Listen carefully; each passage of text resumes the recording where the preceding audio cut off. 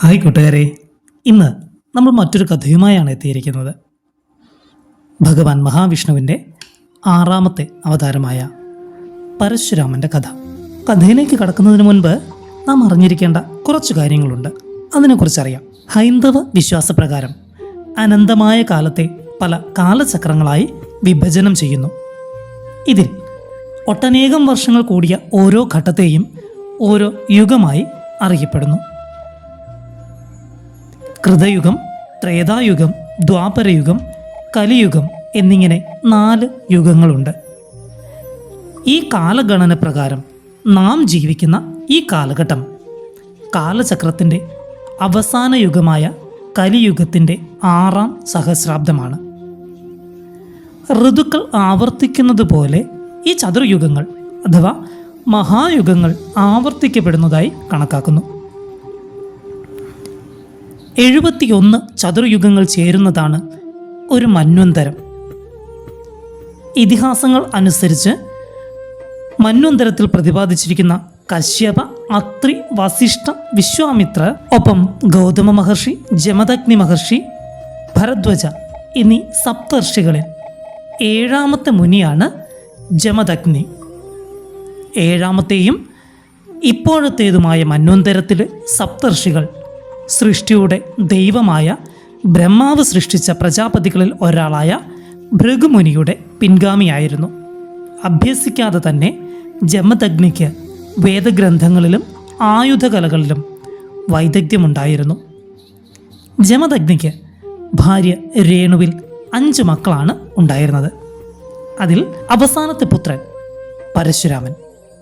ഭഗവാൻ മഹാവിഷ്ണുവിൻ്റെ 6ാമത്തെ അവതാരമായ പരശുരാമൻ ദ്വാപരയുഗത്തിൽ ജമദഗ്നിയുടെയും രേണുകയുടെയും മകനായി ജനിച്ച ബ്രാഹ്മണനായ പരശുരാമൻ ആയുധങ്ങളും മഹത്തായ ശക്തിയുമുള്ള ക്ഷത്രിയവർഗം തങ്ങളുടെ അധികാരം ദുരുപയോഗം ചെയ്യുവാനും മറ്റുള്ളവരുടേതായത് ബലപ്രയോഗത്തിലൂടെ പിടിച്ചെടുക്കാനും ആളുകളെ ക്രൂരമായി പീഡിപ്പിക്കാനും തുടങ്ങിയിരുന്നു.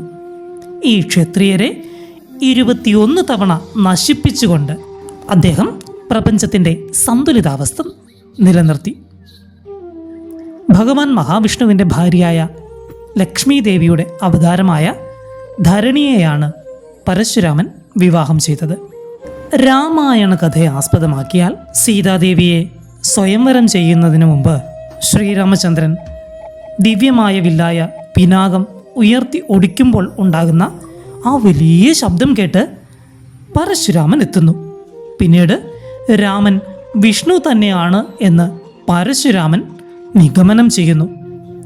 രാമനോട് തൻ്റെ തപസ്സിൻ്റെ ഫലങ്ങൾ നശിപ്പിക്കാൻ അദ്ദേഹം തന്നെ ആവശ്യപ്പെടുന്നു. മഹാഭാരതത്തിൽ ശക്തനായ യോദ്ധാവും സമാനതകളില്ലാത്ത ആയോധന വൈദഗ്ധ്യത്തിന് പേരുകേട്ടതാണ് മഹർഷിയും വിഷ്ണുവിൻ്റെ 6ാമത്തെ അവതാരവുമായ പരശുരാമൻ. ഇതിഹാസമായ മഹാഭാരതത്തിൽ അദ്ദേഹം ഭീഷ്മർ, ദ്രോണർ, രുക്മി, കർണൻ എന്നിവരുടെ ഗുരുവായിരുന്നു. ധൈര്യം, ആക്രമണ സ്വഭാവം, യുദ്ധം, ശാന്തത, ക്ഷമ, വിവേകം എന്നിവയുൾപ്പെടെ വിവിധ സ്വഭാവ സവിശേഷതകൾ പരശുരാമനിൽ ഉണ്ടായിരുന്നതായി പറയപ്പെടുന്നു. ദക്ഷിണ ഭാരതത്തിലേക്കുള്ള ഹൈന്ദവ പുരാണ പ്രകാരം സപ്ത ചിരഞ്ജീവികളിൽ ഒരാളാണ് പരശുരാമൻ. പരശുരാമൻ, അശ്വത്ഥമാവ്, മഹാബലി, വ്യാസൻ, ഹനുമാൻ, വിഭീഷണൻ, കൃപർ എന്നിങ്ങനെ 7 പേരാണ് ചിരഞ്ജീവികളായി പറയപ്പെട്ടു പോകുന്നത്. ബ്രാഹ്മണനായ പരശുരാമൻ എന്തുകൊണ്ട് പരശു എന്ന തൻ്റെ ആയുധം കൊണ്ട് ക്ഷത്രിയ വംശത്തെ ഹനിച്ചത്? ഇനി ആ കഥ എന്താണെന്ന് നോക്കാം. ഘോരമായ ദേവാസുര യുദ്ധം നടക്കുന്ന കാലത്ത് അസുര സൈന്യത്തിന് മുൻപിൽ തോറ്റയിടേണ്ടി വന്ന ഇന്ദ്രസമേത ദേവാദികൾ ഭഗവാൻ മഹാദേവനെ അഭയം പ്രാപിച്ചു. ജമദഗ്നിയുടെയും രേണുകാദേവിയുടെയും മകനായ പരശുരാമൻ ഈ സമയം മഹാദേവന്റെ പ്രീതിക്കായി ഹിമാലയ സാനുക്കളിൽ തപസ്സനുഷ്ഠിക്കുകയായിരുന്നു. രാമതപസ്സിൽ സംപ്രീതനായ മഹാദേവൻ രാമന് മുന്നിൽ പ്രത്യക്ഷപ്പെട്ടു. രാമൻ അദ്ദേഹത്തെ സ്തുതിച്ച് പ്രണമിച്ചു. സന്തുഷ്ടനായി ഭഗവാൻ മഹാദേവൻ രാമനോട് പറഞ്ഞു, രാമ, ദേവന്മാർക്ക് ശക്തനായ ഒരു പോരാളിയെ ആവശ്യമുണ്ട്. അവർക്കായി നീ യുദ്ധം ചെയ്യണം. ദേവാദികളുടെ സംരക്ഷണം നാം നിന്നിൽ കാണുന്നു. രാമൻ ഭക്തി പുരസരം തൊഴുകൈകളോടെ പറഞ്ഞു, മഹാദേവ, അങ്ങയുടെ അനുഗ്രഹവും ആശീർവാദവും ഉണ്ടെങ്കിൽ എനിക്ക് ഈ കർമ്മം ഭംഗിയായി നിർവഹിക്കുവാൻ കഴിയും. അസുര സൈന്യത്തെ ഞാൻ നിഷ്പ്രയാസം തോൽപ്പിക്കും. നിന്നാൽ അസംഭവ്യമായതൊന്നുമില്ലെന്ന് അറിഞ്ഞുകൊള്ളുക രാമാ നീ എന്ന് ഭഗവാൻ മഹാദേവൻ മറുപടി നൽകി രാമനെ അനുഗ്രഹിച്ചു. രാമൻ ശിവപാദാരവിന്ദങ്ങളിൽ പ്രണമിച്ചു. എൻ്റെ അനുഗ്രഹം സർവദാ നിനക്കൊപ്പമുണ്ട് രാമ. പോയി വിജയിച്ചു മടങ്ങുക മകനെ. മഹാദേവന്റെ അനുഗ്രഹം ലഭിച്ച രാമൻ പിന്നെ ഒട്ടും വൈകിയില്ല. ദേവന്മാർക്കൊപ്പം അദ്ദേഹം യുദ്ധത്തിനിറങ്ങി. യുദ്ധത്തിന്റെ അന്തരീക്ഷം ആകെ മാറി. അസുര സൈന്യത്തിന്റെ ജീവൻ രാമന്റെ ആയുധങ്ങൾക്ക് മുൻപിൽ പിടഞ്ഞു വീണു. മരിക്കാതെ രക്ഷപ്പെട്ടവർ യുദ്ധക്കളത്തിൽ നിന്നും പലായനം ചെയ്തു. അങ്ങനെ ദേവന്മാർ വിജയം വരിച്ചു. അതിൽ സംപ്രീതനായ ശിവഭഗവാൻ രാമന് ഒട്ടേറെ ദിവ്യാസ്ത്രങ്ങൾ സമ്മാനിച്ചു. ഒപ്പം വിദ്യുദ്യാഭി എന്നു പേരുള്ള തൻ്റെ ആയുധമായ പരശുവും അദ്ദേഹം നൽകി. അതിൻ്റെ വൈദഗ്ധ്യം അദ്ദേഹത്തെ പഠിപ്പിക്കുകയും ചെയ്തു.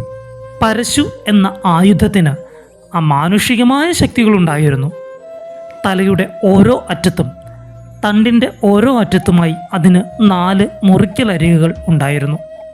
ഇതിഹാസങ്ങളിലെ ഏറ്റവും മാരകമായ ആയുധമായി പരശു അറിയപ്പെട്ടിരുന്നു. ഭഗവാൻ മഹാദേവനിൽ നിന്നും പരശു സ്വായക്തമായ അന്നു മുതൽ രാമൻ പരശുരാമൻ എന്നറിയപ്പെട്ടു. കാർത്തവീര്യാർജുനന്റെ പുത്രന്മാർ പിതാവായ ജമദഗ്നിയെ വധിച്ച നാൾ മുതൽ ക്ഷത്രിയരോടുള്ള പക പരശുരാമനിൽ വർദ്ധിച്ചു വരികയാണുണ്ടായത്. അങ്ങനെയുള്ള ഒരു ക്ഷത്രിയനെയും ബാക്കി വയ്ക്കില്ലെന്ന് പരശുരാമൻ പ്രതിജ്ഞയെടുത്തു. അദ്ദേഹം ഭൂതലത്തിൽ ആകെ സഞ്ചരിച്ചു. ക്ഷത്രിയ രാജാക്കന്മാരെ വെല്ലുവിളിച്ചു. രാമന്റെ വെല്ലുവിളി സ്വീകരിച്ച് രാമനെ എതിരിട്ട് ഒരു ക്ഷത്രിയ രാജാവും ബാക്കിയായില്ല. അങ്ങനെ ക്ഷത്രിയരെ കൊന്നൊടുക്കി മുന്നേറി പരശുരാമൻ. അങ്ങനെ പരശുരാമൻ ക്ഷത്രിയരുടെ ചോര കൊണ്ട് 5 കുളങ്ങൾ നിറച്ചു. ഈ കുളങ്ങളാണ് പിൽക്കാലത്ത് സ്യമന്ത പഞ്ചകം എന്ന പേരിൽ ഖ്യാതി നേടിയത്. അവിടെ വെച്ച് പരശുരാമൻ രക്താഭിഷേകം നടത്തി പിതൃക്കളെ പ്രീതിപ്പെടുത്തി. അതോടെ സ്യമന്ത പഞ്ചകം ഒരു പുണ്യസ്ഥലമായി മാറി. ആ 5 കുളങ്ങൾ പുണ്യതീർത്ഥങ്ങളുമായി. കൗരവ പാണ്ഡവ യുദ്ധം നടന്നത് ഈ സെമന്ത പഞ്ചകത്തിലാണെന്ന് മഹാഭാരതം ആദ്യപർവത്തിലുണ്ട്. അവിടെ വെച്ച് തന്നെയാണ് കൗരവമുഖ്യനായ ദുര്യോധനൻ ഭീമനാൽ വധിക്കപ്പെട്ടത്. മഹാഭാരത യുദ്ധത്തിന് വേദിയൊരുക്കുവാൻ ഈ ഭൂതലം നിർദ്ദേശിച്ചത് ശ്രീകൃഷ്ണന്റെ ജ്യേഷ്ഠനായ ബലരാമനാണ് എന്ന് പറയപ്പെടുന്നു. ക്ഷത്രിയരെ വധിച്ച പാപം ശമിപ്പിക്കുവാൻ ഈ സ്യമന്ത പഞ്ചകങ്ങളിൽ വെച്ച് ഭാർഗവരാമൻ ധാരാളം യാഗങ്ങൾ നടത്തുകയുണ്ടായി. ഈ യാഗങ്ങളുടെ പ്രധാന പുരോഹിതൻ കശ്യപ മഹർഷിയായിരുന്നു. യാഗാന്ത്യത്തിൽ പരശുരാമൻ തൻ്റെ മുഴുവൻ സമ്പത്തും കശ്യപന് ദാനം ചെയ്തു. ആ ധനം സ്വീകരിച്ചുകൊണ്ട് കശ്യപൻ പറഞ്ഞു, രാമാ, നിനക്ക് സ്വന്തമായിരുന്ന ഭൂമി മുഴുവൻ ഇന്ന് എനിക്ക് സ്വന്തമാണ്. ഇപ്പോൾ എനിക്ക് അവകാശപ്പെട്ട ഈ ഭൂമിയിൽ നീ മറ്റെവിടേക്കെങ്കിലും പൊയ്ക്കൊള്ളുക. എതിർത്തൊന്നും പറയാതെ പരശുരാമൻ യാത്രയായി. അദ്ദേഹം ഇന്നത്തെ ഭാരതത്തിൻ്റെ തെക്കേ അറ്റത്തെത്തി. സമുദ്രതീരത്ത് നിന്നുകൊണ്ട് പരശുരാമൻ സമുദ്രാധിപനായ വരുണദേവനെ സ്മരിച്ചു. അദ്ദേഹം രാമന് മുന്നിൽ പ്രത്യക്ഷപ്പെട്ടു. തന്നെ സ്മരിച്ചതിന് കാരണം എന്താണെന്ന് ആരാഞ്ഞു.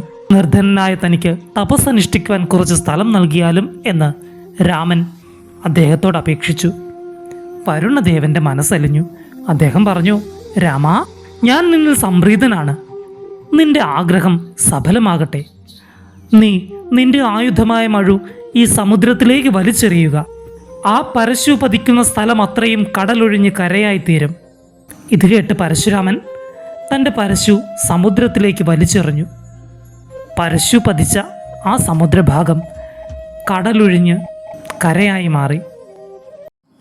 പിന്നീട് ഈ സ്ഥലവും ബ്രാഹ്മണർക്ക് ദാനം ചെയ്തിട്ട് പരശുരാമൻ മഹേന്ദ്രഗിരിയിലേക്ക് തപസ്സു ചെയ്യുവാനായി പോയി.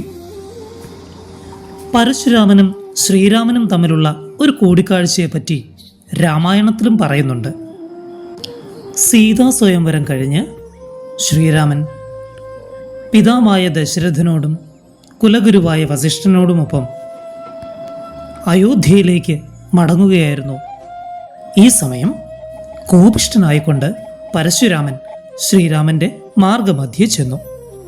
എന്നിട്ട് ശ്രീരാമനോട് അദ്ദേഹം പറഞ്ഞു: അഹങ്കാരിയായ രാമ, ജനക കൊട്ടാരത്തിലുണ്ടായിരുന്ന ശൈവചാപം നീ ഒടിച്ചു തറഞ്ഞാണ് ഞാനിവിടെ വന്നത്. എൻ്റെ ഗുരുനാഥനായ ഭഗവാൻ മഹാദേവൻ്റെ വില്ലാണത്. അതോടിക്കാൻ നിനക്ക് എങ്ങനെ ധൈര്യം വന്നു? വിശ്വകർമാവിനാൽ നിർമ്മിക്കപ്പെട്ട മഹത്തരമായ ഒരു വില്ലായിരുന്നു അത്. അതിനാൽ നിന്റെ അതിരുകടന്ന അഹങ്കാരം ശമിപ്പിക്കുന്നുണ്ട് ഞാൻ. ധൈര്യമുണ്ടെങ്കിൽ നീ എന്നെ എതിരിട്ട് ജയിക്കാൻ നോക്ക്. ദശരഥനും വസിഷ്ഠഗുരുവും പരശുരാമനെ ആകുന്നതും അനുനയിപ്പിക്കാൻ നോക്കി. പക്ഷേ സാധിച്ചില്ല. ഏറെ ക്രോധത്തോടെ പരശുരാമൻ ശ്രീരാമനോട് പറഞ്ഞു: ശൈവശാപമുടച്ച് ധീരനല്ലേ നീ? എൻ്റെ കയ്യിലുള്ള വൈഷ്ണവശാപം നീ ഒന്ന് കുലച്ചു കാണിക്കേ. ഞാനൊന്ന് കാണട്ടെ നിന്റെ കരുത്ത്. മര്യാദാ പുരുഷോത്തമനായ ശ്രീരാമൻ പറഞ്ഞു: ഭാർഗവരാമ, അങ്ങയെക്കുറിച്ച് ഞാൻ ധാരാളം കേട്ടിട്ടുണ്ട്. അങ്ങയുടെ പിതാവിനെ വധിച്ചവരോട് പകരം വീട്ടിയതുൾപ്പെടെയുള്ള എല്ലാ കഥകളും എനിക്കറിയാം. എന്നാലും ക്ഷത്രിയരെല്ലാം പൗരുഷമില്ലാത്തവരാണ് എന്നങ്ങ് കരുതരുത്. ഒന്നോ രണ്ടോ പേർ ചെയ്ത തെറ്റിന് ഒരു വംശത്തെ ആകെ മുച്ചൂടം മുടിച്ചത് ശരിയായ നടപടിയായിരുന്നില്ല. എൻ്റെ ശക്തി എന്തെന്നറിയുവാനല്ലേ അങ്ങയുടെ ഈ പരിശ്രമം. അങ്ങ് ആ വൈഷ്ണവ ചാപം തരിക. പരശുരാമൻ തൻ്റെ കയ്യിലുണ്ടായിരുന്ന ആ വില്ല് ശ്രീരാമന് നേരെ നീട്ടി. ശ്രീരാമചന്ദ്രൻ നിഷ്പ്രയാസം ഭാർഗവരാമനിൽ നിന്ന് ആ വില്ല് മേടിച്ച് കുലച്ചു. എന്നിട്ട് ഭാർഗവരാമനോട് പറഞ്ഞു: അങ്ങ് ആവശ്യപ്പെട്ടതുപോലെ ഞാൻ വില്ല് കുലച്ചു കഴിഞ്ഞു. ഇനി ലക്ഷ്യം അങ്ങ് കാണിച്ചു തരിക. ശ്രീരാമൻ്റെ വാക്കുകൾ കേട്ട് പരശുരാമൻ നടുങ്ങിപ്പോയി. ശ്രീരാമചന്ദ്രൻ്റെ ശക്തിയെക്കുറിച്ച് ബോധ്യപ്പെട്ട പരശുരാമൻ സംയമനത്തോടെ പറഞ്ഞു: രാമ, വൈകിയാണെങ്കിലും എനിക്ക് എൻ്റെ തെറ്റുകൾ മനസ്സിലായി. ഞാൻ നൽകുന്ന ഏത് ലക്ഷ്യവും നിനക്ക് നിഷ്പ്രയാസം ഭേദിക്കാനാകും എന്ന് എനിക്കറിയാം. എന്നാൽ രാമ, ഞാൻ തപസ്സുകൊണ്ട് നേടിയ എല്ലാ പുണ്യങ്ങളും നീ ലക്ഷ്യമാക്കിക്കൊള്ളുക. ഇനി അതെല്ലാം നിനക്ക് മാത്രം സ്വന്തമായിരിക്കട്ടെ. ശ്രീരാമചന്ദ്രൻ അസ്ത്രമെയ്തു. അതോടെ ഭാർഗവരാമൻ അക്കാലം അത്രയും തപസ് ചെയ്തു നേടിയ പുണ്യങ്ങളെല്ലാം ശ്രീരാമനിലേക്ക് ചെന്ന് ഭവിച്ചു. ശ്രീരാമനെ അനുഗ്രഹിച്ച് പരശുരാമൻ മഹേന്ദ്രഗിരിയിലേക്ക് യാത്ര തുടർന്നു. ദുഷ്ടന്മാരായ രാജാക്കന്മാരുടെ ആക്രമണം നിമിത്തം ദുഃഖിതയായ ഭൂമിദേവി ഒരു പശുവിൻ്റെ രൂപമെടുത്ത് ഭഗവാൻ മഹാവിഷ്ണുവിൻ്റെ മുൻപിൽ അഭയം പ്രാപിച്ചു. അങ്ങനെ എത്തിയ ഭൂമിദേവിയുടെ സങ്കടമകറ്റുവാൻ ഭഗവാൻ മഹാവിഷ്ണു പരശുരാമനായി അവതരിച്ചു എന്ന് ബ്രഹ്മാണ്ഡ പുരാണം പറയുന്നു. ഭഗവാൻ മഹാവിഷ്ണുവിൻ്റെ ദശാവതാരങ്ങളിൽ ഒരവതാരമാണ് പരശുരാമൻ. അപ്പോൾ കൂട്ടുകാർക്ക് ഈ കഥയും ഇഷ്ടമായി എന്ന് കരുതുന്നു. ഇനി അടുത്ത കഥയുമായി കാണാം. അയോധ്യാപതിയായ മര്യാദാ പുരുഷോത്തമനായ ഭഗവാൻ ശ്രീരാമചന്ദ്രൻ്റെ കഥ.